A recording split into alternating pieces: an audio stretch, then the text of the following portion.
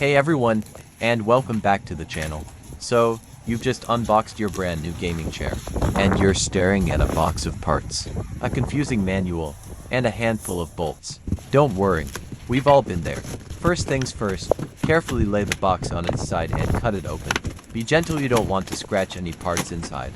Now, carefully remove all the components and lay them out on a soft surface, like a carpet or a blanket, to prevent any scratches or damage. Installing the gas piston. Next, take the hydraulic cylinder, this metal piston right here. The wider end usually has a protective cap. Go ahead and remove that. Now, simply place the narrow end of the piston straight down into the center hole of the wheelbase. It should drop in easily and sit flush. Don't force it. Attaching the armrests. If your armrests aren't pre-attached, now's the time. Align the mounting plate on the armrest with the holes on the side of the seat. They're usually labeled L for left and R for right. Take the longer screws from your hardware pack and use the provided Allen key to tighten them down firmly. Make sure they're facing the correct way. The part your elbow rests on should angle towards the back of the chair. Mounting the backrest. This is the big one. You'll need a helper for this step, trust me, it makes life much easier. Carefully line up the metal brackets on the backrest with the corresponding slots on the seat base. You might need to wiggle it a little to get it to slide into place. Once it's seated properly, you'll see two holes line up. Take the largest, chunkiest bolts from your kit. They often have washers pre-attached. Slide them through from the back of the chair, through the bracket, and into the seat. If this guide helped you out, give this video a thumbs up, and subscribe for more simple setup guides and tech tips.